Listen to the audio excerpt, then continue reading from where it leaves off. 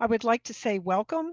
This is Tracy Carluccio. I'm Deputy Director of Delaware Riverkeeper Network, and we're thrilled to have this webinar tonight, Hydrogen 101. A lot of people want to know more about hydrogen, so we're going to be having webinars at Delaware Riverkeeper Network once a month for the rest of the year in order to address various issues. But we wanted to begin with an expert. That's why we're here tonight.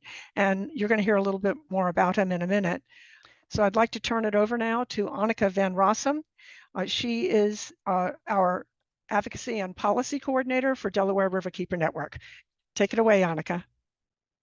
Thanks, Tracy. Hi, everyone. I'm Annika van Rossum.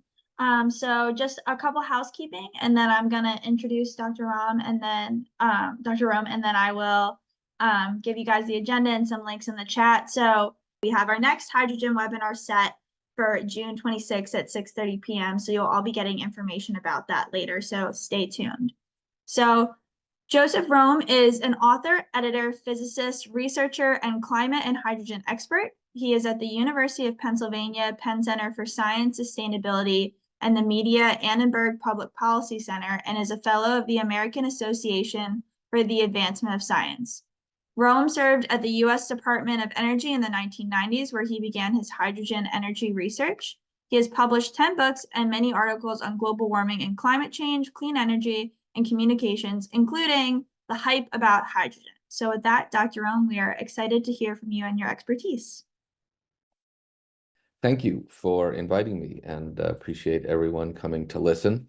I've been doing this a very long time. I was worked at the U.S. Department of Energy for 5 years, from 93 to 98. That was just about the time that hydrogen, people were getting interested in hydrogen and fuel cells. Hydrogen, lightest gas, the smallest element, very ubiquitous in the universe and on the Earth. But on the Earth, of course, it's so light that it floats away. So it's found attached to things, most famously to hydrocarbons and to water being H2O, and hydrocarbons, being coal, oil, and natural gas. And, natural gas is 1 carbon atom and 4 hydrogen atoms. So when they make hydrogen these days, that's always been, the most common way they make hydrogen is by what's called reforming, steam methane reforming methane into hydrogen stream, and of course CO2, which adds to global warming. And a lot of the interest in fuel cells came about because in hydrogen came about because of fuel cells. Fuel cells are sort of like it's a small modular device that is like a battery, but instead of charging it up, you just continuously fuel it with hydrogen and oxygen, and it produces heat and electricity and water. So there's no combustion, so there's no combustion byproducts, there's no pollution, and that was always what got people excited. And when I came to the Department of Energy, there had been sort of a breakthrough in reducing the expense of the fuel cells. That got people, particularly the low temperature ones that could be used in vehicles, that got people excited about the possibility that you could run a vehicle on hydrogen, and that led to a big increase in the budget, which I supported at the time.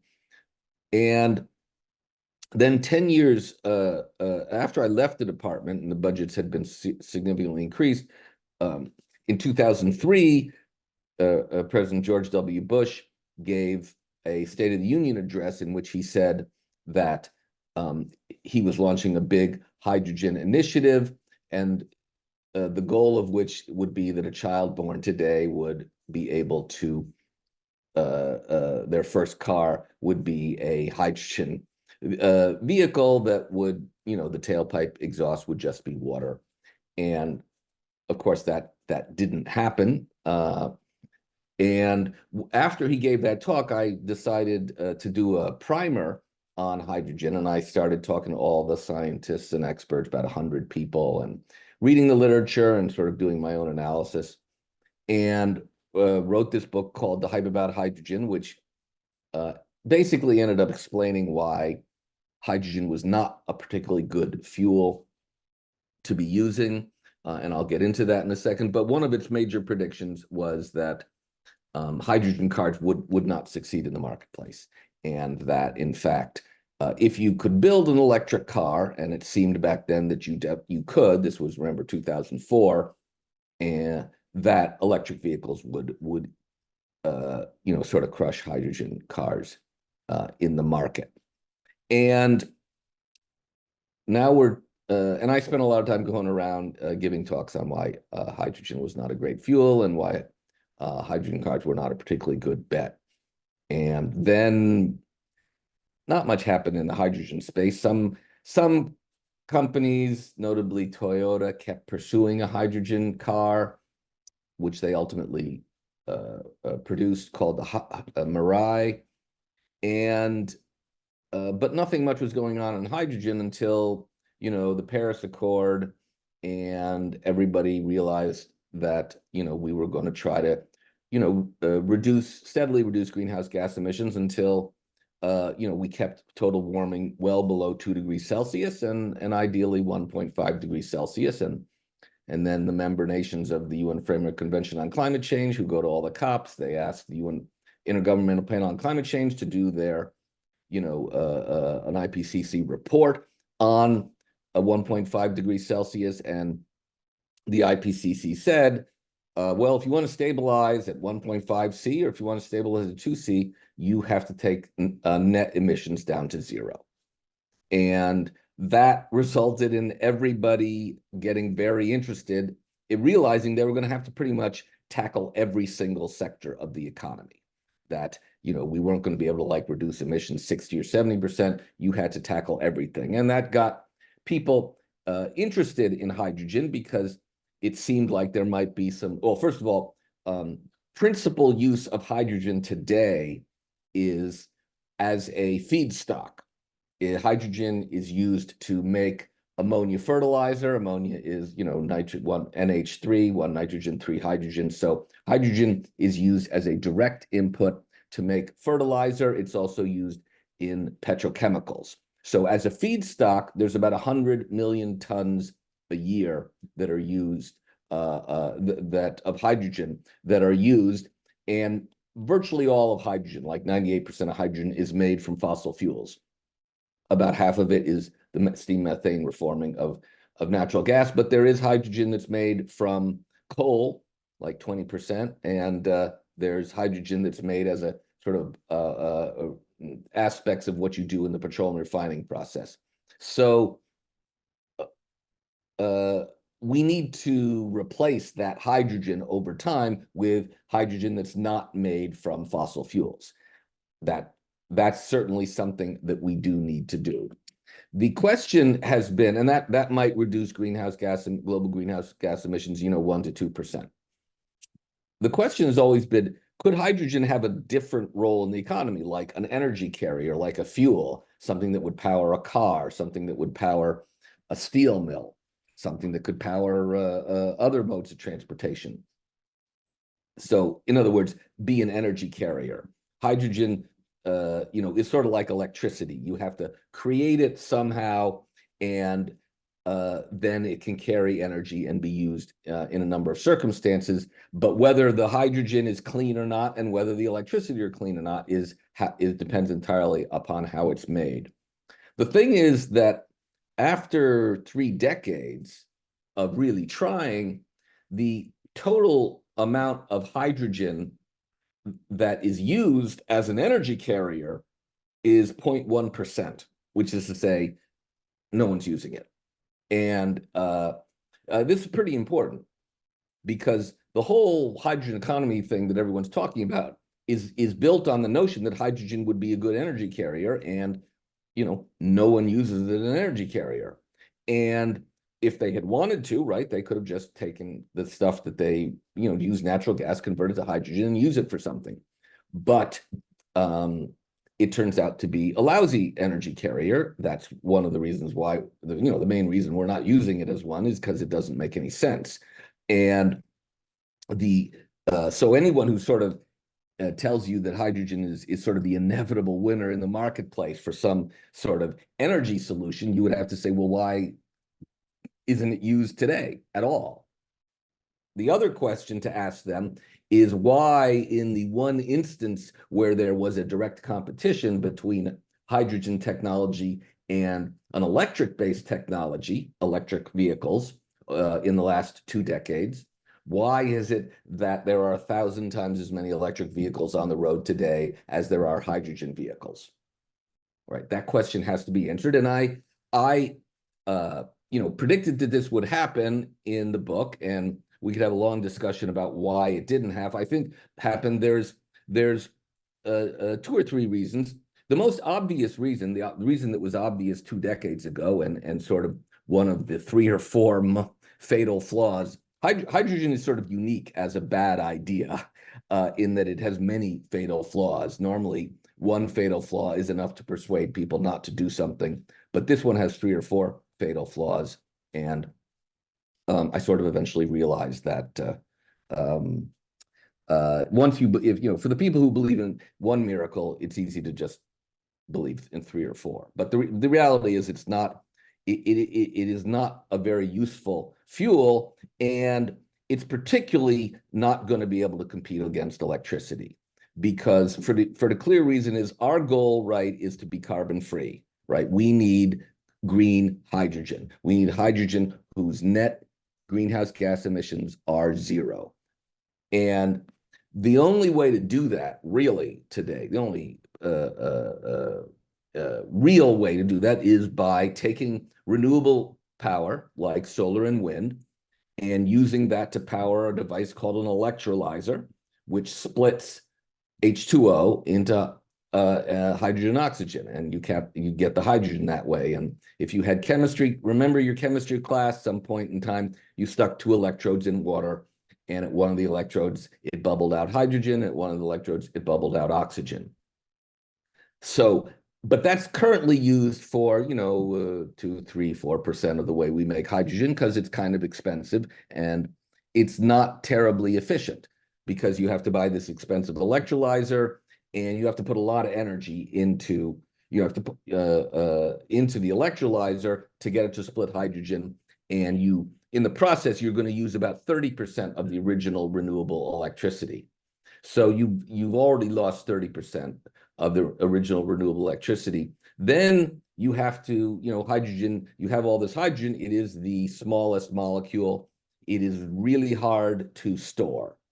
You could store it typically you store it under high pressure, or you liquefy it, neither of which is particularly easy to do. You've seen the canisters that people go around carrying gas in, oxygen and nitrogen canisters. These have to be typically 10,000 pounds per square inch. So you have to deal with them very, very carefully. And but most of it is metal, right? The hydrogen is not terribly dense. So you're really, if you want to transport the hydrogen using the canisters, you're mostly transporting canisters and a little bit of hydrogen. And if, for instance, you wanted to replace gasoline with the same energy content in hydrogen, you would need 16 times as many hydrogen canister trucks moving around a highway as you do gasoline. So it's not particularly practical to move around. The other way that you can do it, which is more commonly used, is to liquefy the hydrogen. The challenge is that you have to put in 40% of the energy in the hydrogen to liquefy it, because you're taking it down to negative 253 degrees Celsius, quite near absolute zero. And it is quite a challenging and not particularly safe thing to be around, and it's quite challenging to move. And what was clear about the hydrogen car is the point of the hydrogen car was to take this hydrogen and run it through a fuel cell to turn it back into electricity to run an electric motor. So what you were doing is taking the original renewable electricity, buying an expensive electrolyzer, converting it to hydrogen, throwing away 30% of the electricity along the way. Then you're storing it and transporting it, which is probably going to cost you another 15% of the original electricity, or 40% if you liquefy it. And then you're going to just put it back in the car, run through a fuel cell where you're going to lose another 50% of the electricity. So at the end of the day, you are throwing away 75 to 80% of the original renewable electricity just to drive this electric motor with a fuel cell. So obviously, if you could just take a power line from the renewable electricity and charge up a battery and then discharge that directly into the electric motor, that would be 80 to 90% efficient. So it was very clear that you would never build a hydrogen car if you could build an electric car, because literally you could go 4 times as far on the same amount of renewable electricity. The fuel would cost 1/4 the amount, and you didn't have to pay for the fuel cell or the electrolyzer. You just had to pay for an onboard battery. And as it turns out, batteries have gotten steadily and steadily cheaper. So there was never really a prospect of hydrogen winning this vehicle race. Nonetheless, people, some dwindling number of people kept pursuing it, but ultimately nobody would buy an electric. You would never be able to get a fueling infrastructure and everything that you need to have a hydrogen economy once you were building electric cars, because electric charging stations, hydrogen fueling stations, like $2 million, right? It's more than 10 times the cost of an electric charging station. And even now, after all this time, where there's like 40,000 charging stations in this country and maybe 4 plugs, chargers per station, so you have like 160,000 places, charging ports in this country. We have 56 hydrogen stations, 55 of which are in California, 1 of which is in Hawaii. And needless to say, if you can't build out the infrastructure, then no one's going to build cars. But of course, why would you build cars until you had the infrastructure? This was called the chicken and egg problem.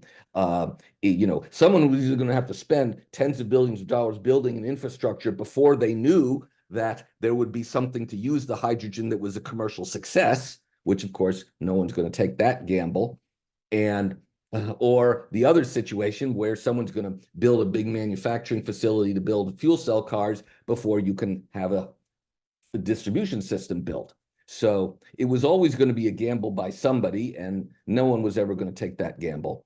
And the end result was that electricity has triumphed, and the fuel in the last 2 years. The few fuel providers of hydrogen in California have jacked up their prices to the point where now it's about 17 times the cost to run a fuel cell car like the Toyota Mirai on hydrogen than it would be to drive a comparable Tesla on electricity.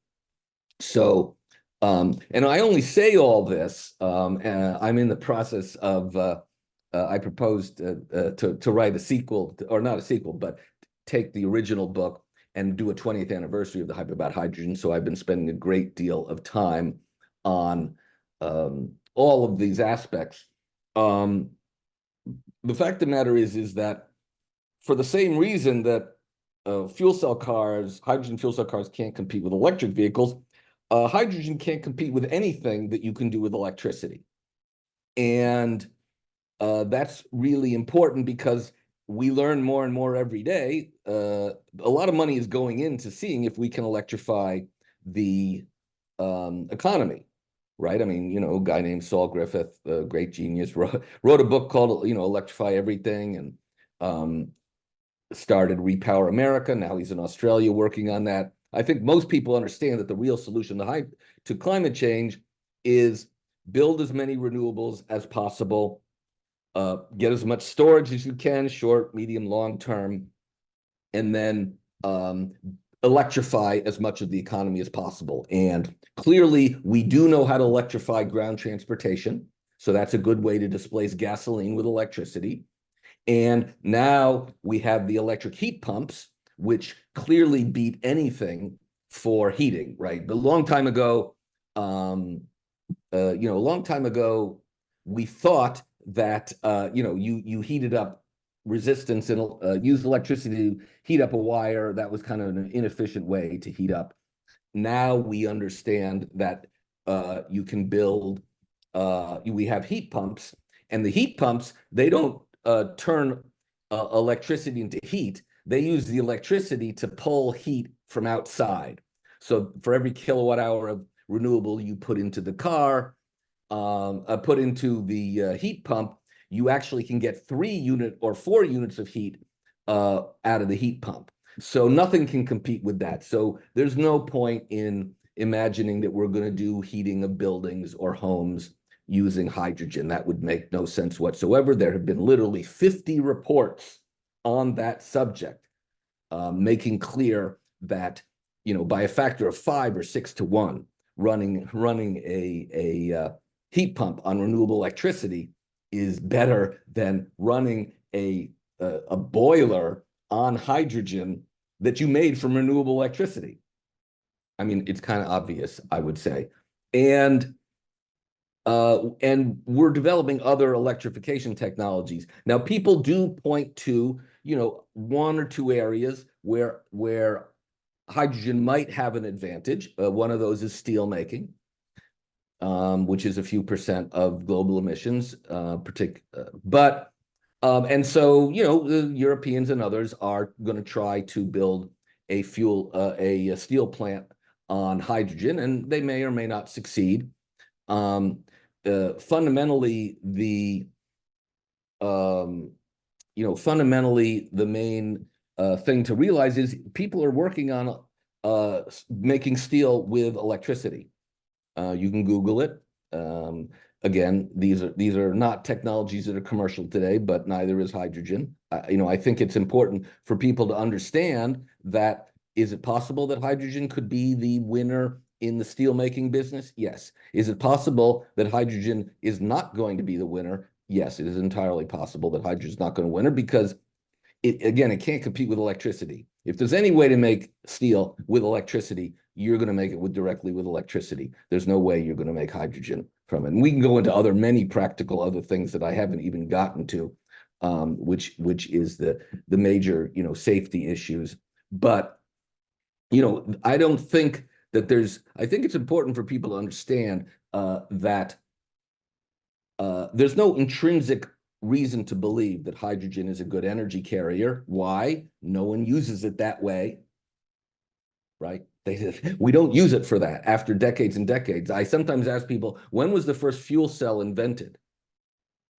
And the last I've spoken to a Bloomberg reporter, and they said 1940. I said, well, close, only off by a century. 1839, the first fuel cell. Since between 1839 and 2022, no fuel cell company in the world has ever made a profit.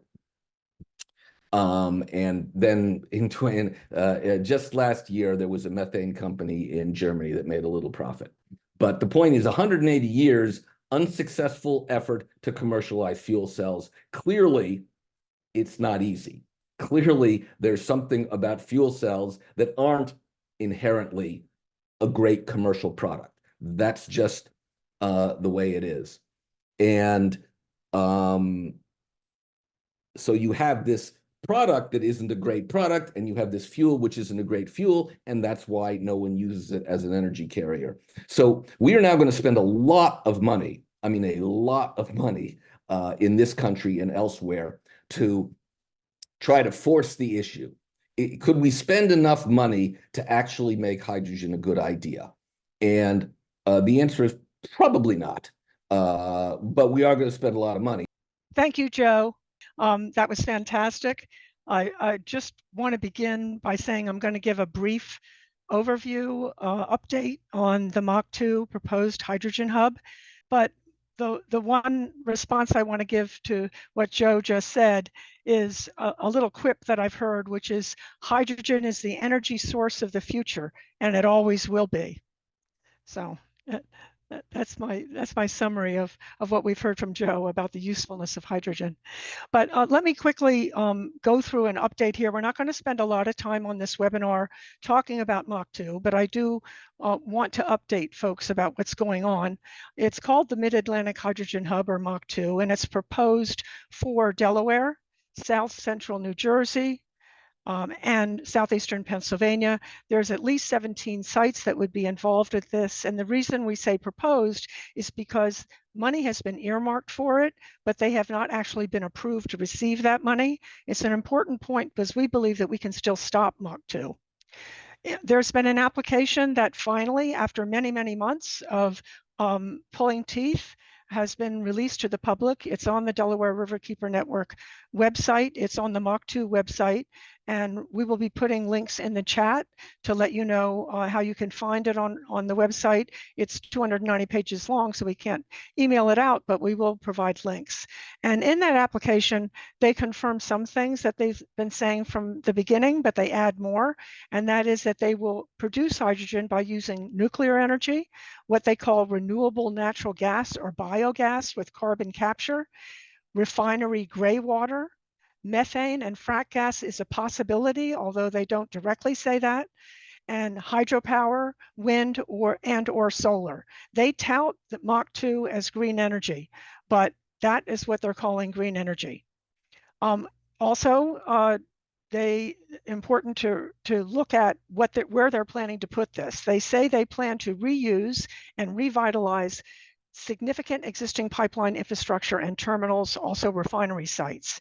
And they are planning on building 4 new major pipelines. They say most of it will be in existing right-of-ways. We don't know that it all will be.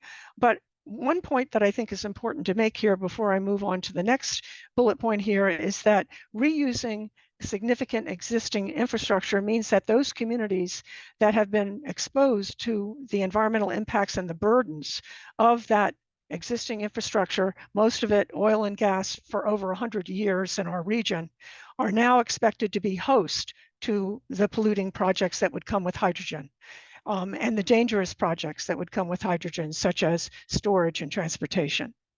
The next item I want to bring up that they go into some new information in their application about is where the production sites would be and also some of the storage sites. The 2 PGW, Philadelphia Gas Works facilities in Philadelphia, would both be production sites. The Delaware City, Delaware site, which is the PBF refinery, would be a production site. Also, the Salem nuclear plant on the New Jersey side of the river in Salem County would be a production site, and Oyster Creek, which is a closed nuclear site that Holtec is operating in, over on the eastern shore of New Jersey, is expected to also be a production site. They say they don't explain exactly what it is, but they say that there will be a production site in Paulsboro, New Jersey, excuse me, and also at the Monroe Refinery and in Marcus Hook. So those locations just tell you these are densely populated areas, and most of them are all environmental justice communities. Also, they will need to put storage along these transportation routes that they're talking about. They talk about a grand hydrogen highway, for instance, and they would need to put transportation routes and filling stations all along there. We heard how dangerous and difficult it is to store hydrogen.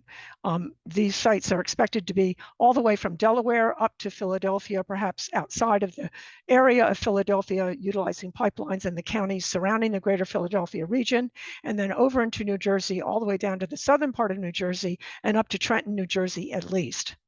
The hydrogen production does produce pollution. I think everybody needs to understand that nitrogen oxides are made when hydrogen is burned. So even in this application, they admit that they would need to apply for permits in order to release nitrogen oxides or NOx to the atmosphere. We all know what a health nightmare that is. We all know that nitrogen oxides are the precursor to smog and ozone, and that the entire Delaware Valley region, all of the footprint of MACH2, does not meet the most basic federal clean air standards for ozone. So we, of course, can't take another drop of nitrogen oxide. Also, greenhouse gases are emitted, and We can go into that more if you want more information on this. We have details about the greenhouse gas footprint of hydrogen production, but basically is not a decarbonizer.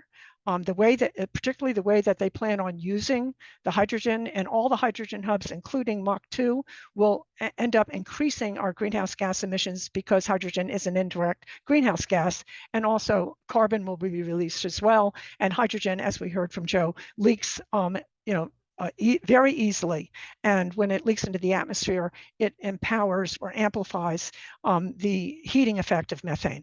So the end uses that they talk about in the application are power plants producing electricity. We just heard what a Rube Goldberg type of outfit that would be from Joe Romm. And then also heating. They talk about building heating for residences, as well as for commercial and businesses. That requires distribution pipelines that would either mix with natural gas or have dedicated pipelines. And we've heard how dangerous that is. We know that it's very difficult to handle hydrogen. It's highly flammable and potentially explosive, and it presents a catastrophic threat any place where it's transported. Do we want those under our homes and under our streets? Transportation is another way that they're very bullish about. SEPTA in Philadelphia, for instance, has already bought 10 hydrogen buses, and they are a partner in MACH2. Also, they're going to be using it in terminal and warehouse logistics to run equipment. And then there are other end uses that have not been disclosed, but those are some of them. Just generally, so you can get a feeling for the scope of this, we're talking about 300 plus tons of hydrogen a day at build out, 100,000 tons of hydrogen a year at build out, and this is just from MACH2. $7 billion have been earmarked for 7 hubs across the United States, and we're one of them. And then more than $100 billion is being made available through the federal government through tax subsidies that was touched on, called 45B by Joe. So finally, I'd just like to say that it's plain to see from what MACH2 has made public, which we know is only a portion of their plans, that they have already made they've already carved a lot of their plans in stone. They're targeting communities and the Delaware River watershed, our environments, without any community involvement. There have been no discussions. There have been 0 consultations with communities to find out, do they even want to be a host community, and what it would mean for them to be a host community. It's already too late looking at these maps and looking at their application. For most of our communities to influence much of what MACH2 is planning. And they even admitted in a letter that once they break ground, they're going to be starting to engage communities. That's too late. We need to have a say as members of the public, and particularly environmental justice communities that are overburdened already through environmental insults, to have a decision-making role in what actually happens with MACH2, where it goes, what the end uses are, what the production points are. So I think, very important that, because they have actually failed in the MACH2 effort to engage communities, they really should not get the money. The Office of Clean Energy Demonstrations under the Department of Energy is the arm of DOE that is supposed to be in charge of these hubs, and they're supposed to be making a decision about whether or not they've done a good enough job in engaging the community in order to give them the money. So we don't believe that they deserve that. It's obvious they have not been there. And to engage communities after the fact is not only an insult, it's an injustice. So in at Delaware Riverkeeper Network, we are working with a coalition of partners, organizations throughout the 3 states that are involved, to actually stop MACH2 overall, so we don't end up having to fight this in hand-to-hand combat as different sites pop up, which they already are doing. So at this point, I'd like to close down the update and move on to questions and answers. Annika, if you have some questions ready, why don't you go ahead and start? So the first question, I think, which builds off of what you were just talking about, Tracy, is what are the biggest concerns for communities targeted as hydrogen hubs?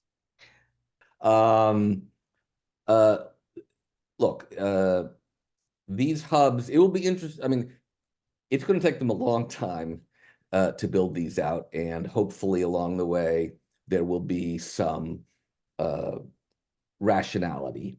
But that can only come about if the local communities, make people be rational. I would say one thing I've urged a lot of people is to make sure, I think local communities have to insist that the safety standards applied for hydrogen in industry are also applied at the hubs and everywhere near the hubs.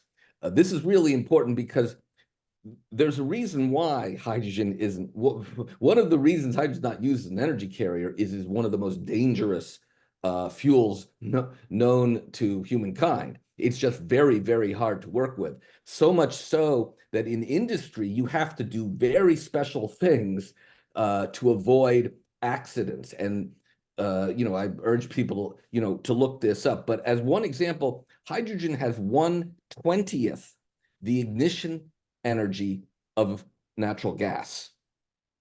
And it is invisible, it burns invisibly, and it's the leakiest thing we know of. If it leaks in a building, any building where they are making hydrogen has to have a bunch of standards, one of which is it has to have mass ventilation. Because if it didn't, if there was a leak, it would accumulate, and literally the tiniest spark. I mean, we're talking about static electricity from walking around, which is why you have to wear static-free clothing in industry in the instances where there's a significant amount of hydrogen. You also have to have large setbacks from anything that's flammable, sometimes 20, 30, 40 feet. So it costs a lot of money in order to minimize the risks of dealing with this, very, very dangerous gas. It's a hazardous chemical. And so you don't want, so the only way it could become in widespread use in, let's say, a commercial type of setting, like a hydrogen hub, is if they weaken the safety rules. Because otherwise they're going to have to, it's just going to cost a lot of money, which it should, much as with nuclear reactors. You don't want them, weakening the safety standards just to make it easier.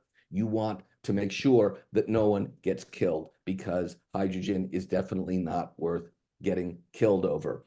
And by the way, this is all online. I mean, literally, you can Google, NASA deals with hydrogen a lot because that's how they powered the space shuttles. Space shuttles have, there's no oxygen in outer space, so they bring the oxygen with them. They power the fuel cells, and their safety manual is like really long. So I think I would say that's a really important thing, particularly for anyone working in the space, anybody nearby the space. You should be as worried about a hydrogen pipeline as any other type of pipeline. Hydrogen, well-known, very unique substance. It's so tiny that it can get into the strongest of metals and embrittle them. So you can't use a natural gas pipeline to pipe hydrogen, except maybe a few percentage. But if you want to pipe hydrogen somewhere, you have to build an expensive hydrogen pipeline that does not have any leaks in it whatsoever, because if there's a leak or a crack, hydrogen finds it.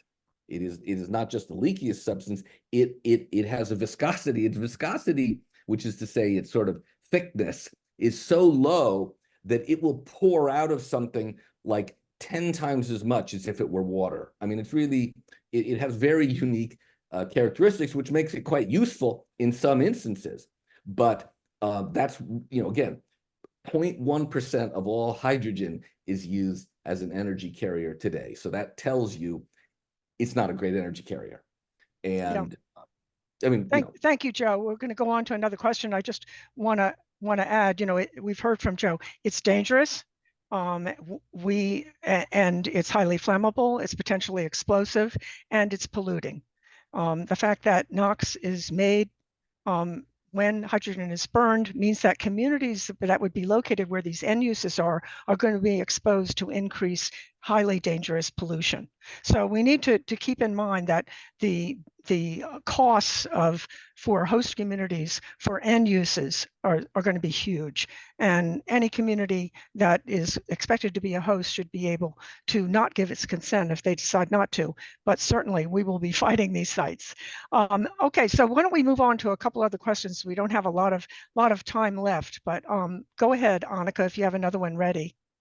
Yeah, so one is that we are hearing that hydrogen is described as a benign gas if it's green, but isn't hydrogen itself a greenhouse gas with a global warming potential of 100 over 10 years, as bad as methane, and leaks about 3 times as much as methane? So I guess we hear it's not that bad, but actually, how bad is it?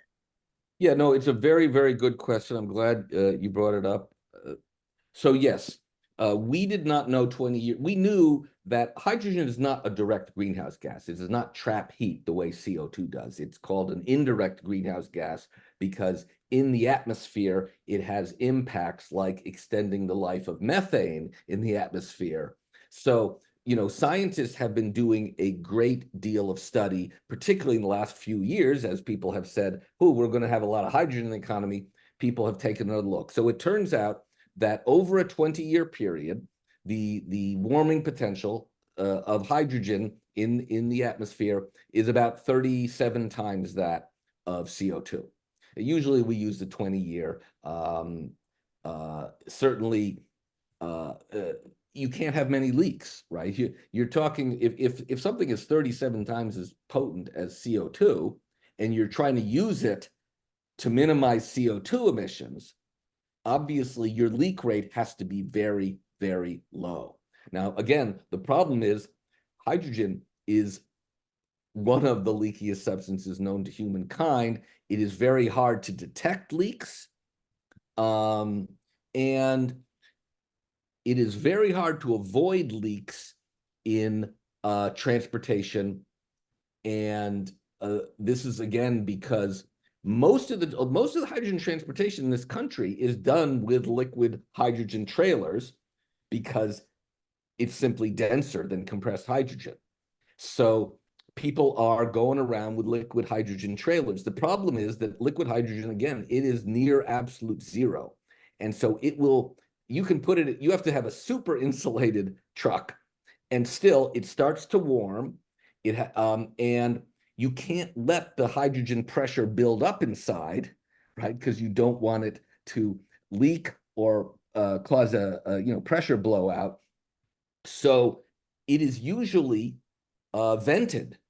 It's called boil off. You can look up hydrogen boil off. It is commonly the case that you would have a boil off of 6, 7, 10, 20%, depending on how long you're storing this liquid hydrogen. The point is, we have to come up with a completely different way of dealing with transportation if you plan to have a massive amount of hydrogen in the economy. Because otherwise, I'm sure many of you know that there's been a major effort in the world to control these short-lived climate forcers, right? That's why people were so focused on methane, because methane has 80 times the heat trapping ability of CO2 over a 20-year period, right?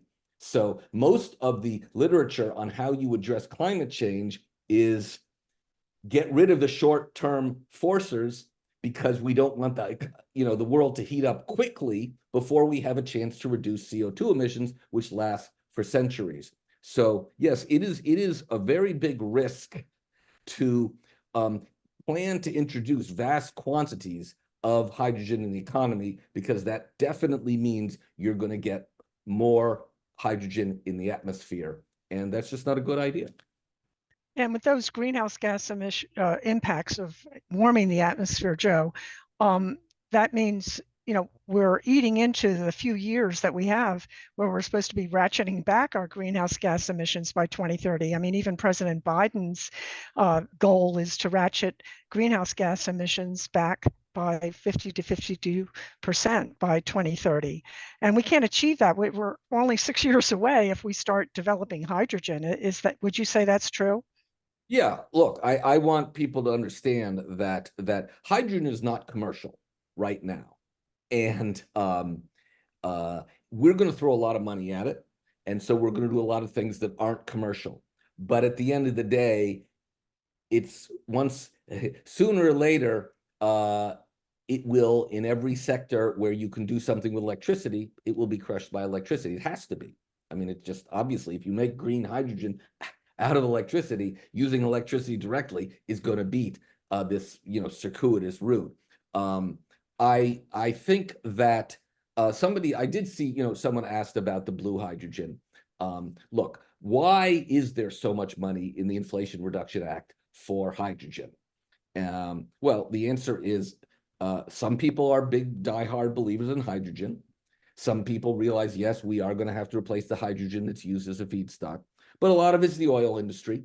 The oil industry is the major industry in this country that works with hydrogen, the petrochemical industry. It makes the pipelines, it produces it, it ships it around. So it sees this as an opportunity to extend fossil fuels, because the fossil fuel companies do not believe that hydrogen made from renewable electricity is going to be competitive with hydrogen made from natural gas, where you capture the CO2 and pipe it away. And in some sense, they're probably right. But they're not right in the sense that, as we know, the natural gas system has a lot of leaks. That's work that's come out of Cornell and elsewhere. And again, because methane is the major component of natural gas, the leaks in the natural gas system don't have to be very big to wipe out the entire benefit of making hydrogen from natural gas. But like I said, in the dream, I would say, of the oil industry, we ultimately make the hydrogen from natural gas. You capture the CO2, you pipe it away, and currently most captured CO2 in this country is used to enhance oil recovery by shoving into a depleting oil well to squeeze out the remaining oil.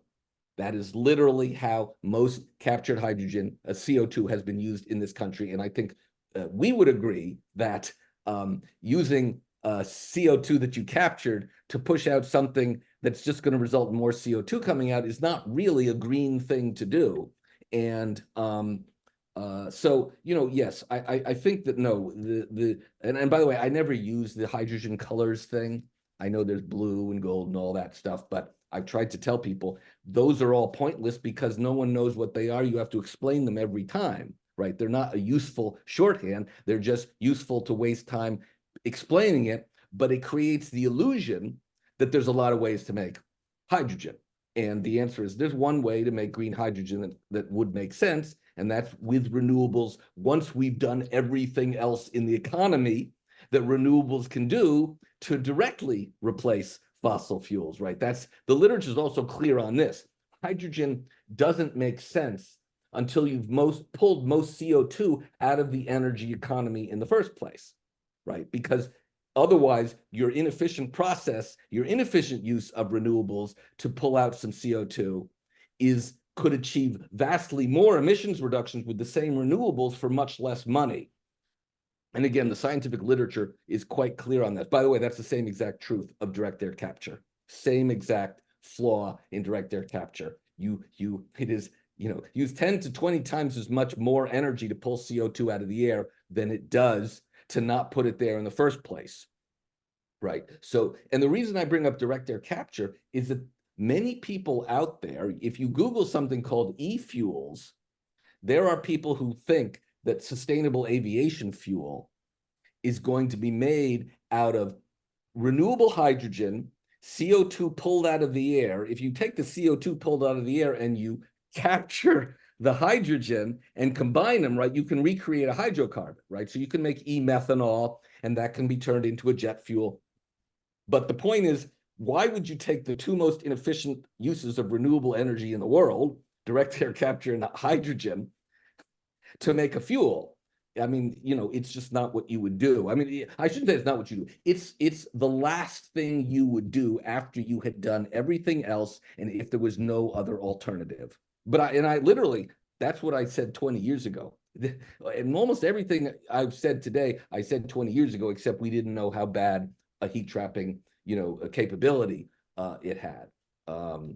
And but physics is the reason. By the way, I say the reason that I'm writing this 20th anniversary edition is because someone on LinkedIn, a sustainability manager, read my 20-year-old book and wrote a very nice review saying, oh, this still seems true today because physics hasn't changed. And I read that and I said, oh, well, maybe I should just update my book. But yes, physics hasn't changed. Physics is what makes hydrogen so challenging. And I'll say today, can I tell you that hydrogen will not have any energy carrier applications? No, I'm not here to say that. I'm a physicist. I would not want to say you can't do something. The question is, can you do it? And is it better than something else that you can do?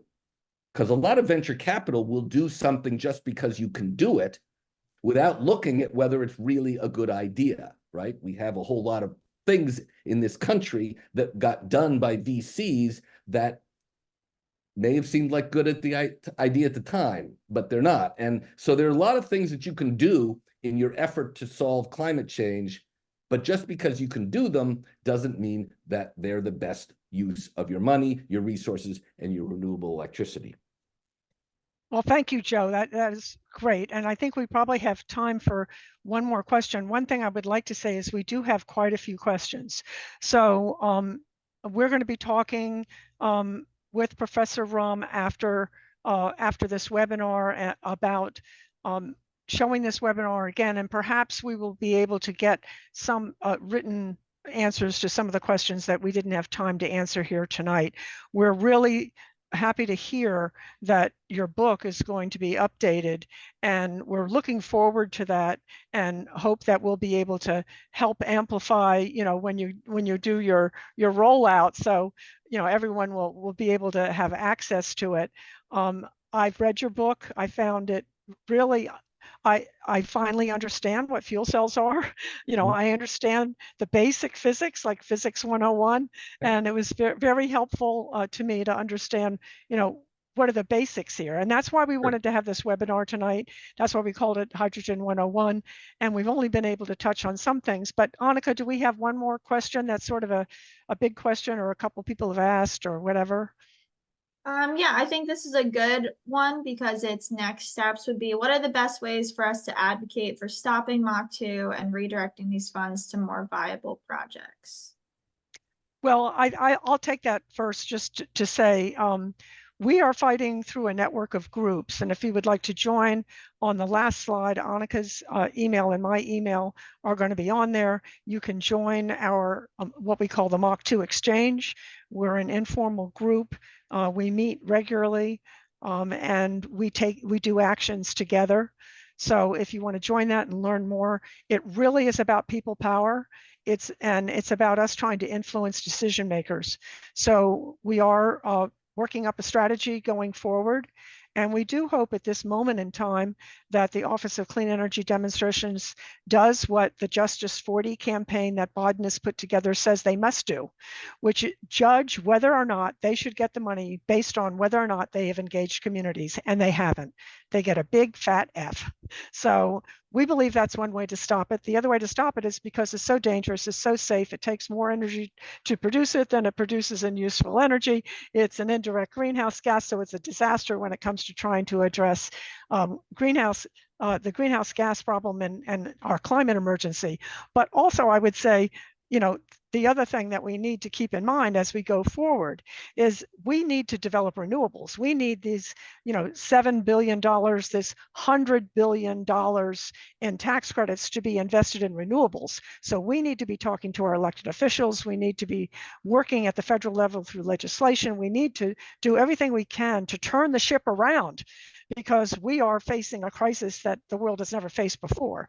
And if we keep fiddling while Rome burns, basically, basically, by fooling around with hydrogen, throwing money at the oil and gas industry so their infrastructure can stay in place, we're gonna end up in a catastrophic situation that many people are going to die from and that we're not going to be able to get out of.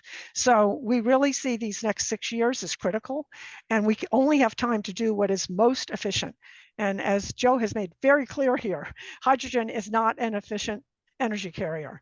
It's not a fuel that we want to throw billions of dollars at. We need to directly electrify. So Joe, would you like to add to that? Yeah, let me add to that. And I'm going to put my email into the chat. Let me put that into the everyone chat here, just a second. People certainly, I work at the University of Pennsylvania with Michael Mann at a Center for Science, Sustainability in the Media. Yeah, I think, so I mentioned the safety issue. I think there is another key issue here, which is people are being very successful with, and this is the pipeline issue. If, you know,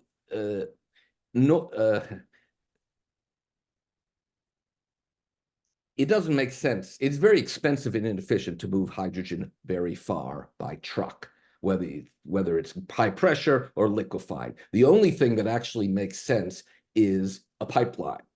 The problem with pipelines is you can't afford to build a pipeline unless you know that there's a long-term supply on one end and a long-term demand on the other. No one builds a speculative pipeline hoping that one of those ends pans out, right? You can build a natural gas pipeline because you know this is how long the well is going to produce natural gas, and people are going to use natural gas for a bunch of purposes, right? You can't say that about hydrogen. So, but ultimately, the you know, if you can't build a pipeline, then you are stuck trying to figure out how to use the hydrogen locally.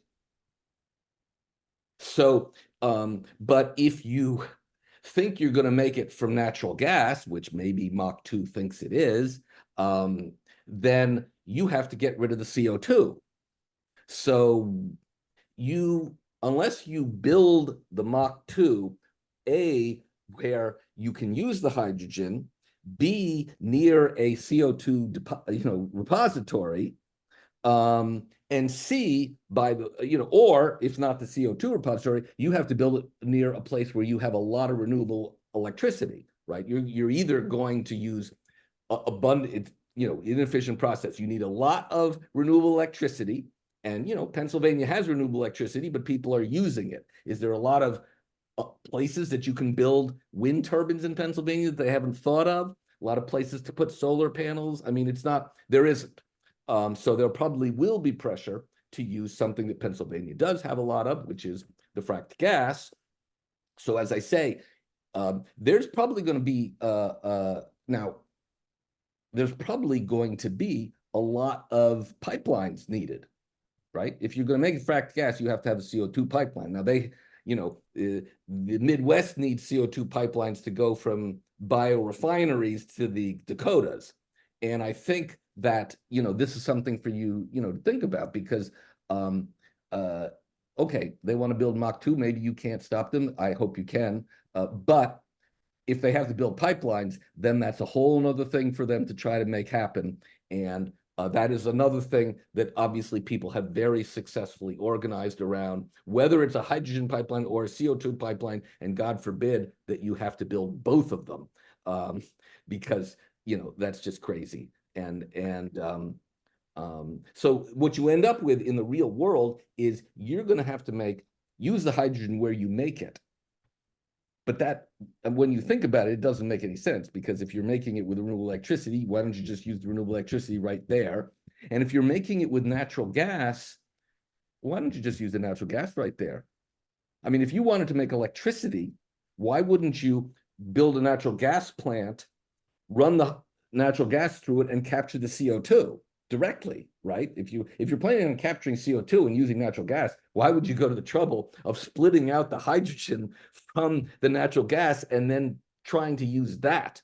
I mean, I'm not saying that there's no uses. I'm just saying that you start shrinking. When you get to the practical problems with hydrogen, you really do shrink down the plausible things. And I think maybe after the part of steelmaking that needs direct reduction, Possibly. But like I said, there are people working to do that with electricity, and I would not bet against them.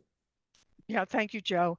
And just to add, MACH2 talks about 3 components to their project. And first is the production site. Second is the transportation, which is the pipeline and or the truck, and they're even talking about railing liquid hydrogen, and then the end use. And they have maps that they've created, and they're on our website. And again, we have that in the chat, but we'll be sending an email out afterwards with all of these links. And if you look at it, you'll see where the spider web of components is planned, and the entire footprint of MACH2 really is devastating for our entire Delaware River watershed and all of the regions around. So, and the fact that we are, located, one of the states in the second greatest natural gas producer in the United States due to fracking, and the fact that we have been working to stop fracking since it started, many of us on this webinar, and all of the environmental and human health costs related to the continuance of fracking, we also believe that they will probably end up trying to use blue hydrogen, even though they vehemently deny this and keep trying to greenwash what they're doing with MACH2. In reality, I think what you've said here tonight is very wise. They're probably going to try some of this stuff with green hydrogen. It's going to fail, and they're going to run to save all the capital investments that they've made, all the infrastructure, and deal with it with blue hydrogen, which, as Karen Ferridan said in the webinar chat, blue hydrogen is just expensive gray hydrogen when you come right down to it. So we don't want to use natural gas in the first instant. We want all fossil fuels to be replaced with renewables, and we're not going to get there if we support this hydrogen folly that MACH2 and the other hydrogen hubs. Actually, 6 of the 8 are all blue hydrogen. So this is really a gift to the industry, like you said, Joe. So we're 8 minutes over 7:30. I want to honor everybody's time. Thank you to most of you have stuck with us in order to hear Joe speak. So that was really fantastic. We want to make sure that everyone, if you could put up the last slide, Peter, everyone has a couple of links to get back in touch with us, and we will share Joe's email as well. He put it in the chat, but we want to make sure that people know this is just the beginning of our fight. We have actually been engaged for several months now. Communities have been engaged. We have 2 other webinars that we've already had, and those links have been put into the chat. But we want to say we are committed to stopping this. We're not going to let this come into the Delaware River watershed. We're not going to let this degenerate into a bunch of different projects that we have to fight. And we certainly are not going to let communities be subjected to further environmental harm, particularly our already overburdened environmental justice communities, which are really central and can't be avoided if they try to build out this MACH2. So thank you all for joining us. We have the MACH2 site up there too, and all the things we mentioned are on their own industrial site if you want to go there. They have a couple of different meetings they're supposed to be having, and we will be broadcasting them if they actually do it. One of them was supposed to be happening in May at Delaware Valley Community College, and as Annika said, maybe we should send them an email and say, do you know May is over? It still says they're going to have it in May. So, and there's supposed to be another one in South Jersey coming up, but if those come, just like the listening sessions that the Office of Clean Energy Demonstrations just had, we will overload it with the public. We had more people attend, and so many that they had to have overflow sessions for the Office of Clean Energy Demonstration listening sessions over the last 2 months. People are really fired up about this, and they're not going to sit still. So thank you all for joining us. We're thrilled to have you, Professor Romm. You have been so enlightening, and we're really looking forward to working with you as you roll out your new book. We can't wait for it to come out. I've already gotten emails to say, when is it going to be done? So I'm sorry. Yeah, these books are not fast. And this is a big update. So my goal is April. That's it's if you publish the book, there's no way to beat the 8 or 9 month process. You working with a regular publisher. Understood. Not a vanity book that you do at some publishing company, a real publisher, yeah. like your the hype hydrogen hype book is. Hype About Hydrogen. The Hype About And Hydrogen. you can get it on Amazon. That's where I got it. Yeah. You get it on Amazon right now. Used copies are really affordable. We bought a bunch of them. Okay, so thank you all very much for joining this evening, and we'll be in touch. I hope you, respond. We'll be sending out emails to everybody who registered with basic information. So we appreciate everyone's participation here tonight, and especially I want to thank Peter, who is our IT guru running the webinar, Annika, who is definitely been a panelist of great value at every one of our webinars, but tonight as well. And Joe Romm, we can't thank you enough for taking the time out of your busy schedule where you're finishing up sessions, you're working in all of these various important centers, and you're rewriting a book, and you managed to come on this webinar tonight. So thank you very much. And thank you all for participating. Everybody, 300 registrants, over 100 and some people actually on it. So thank you all very much. And join us June 26th, 6:30 p.m. for our next economics webinar. Thank you.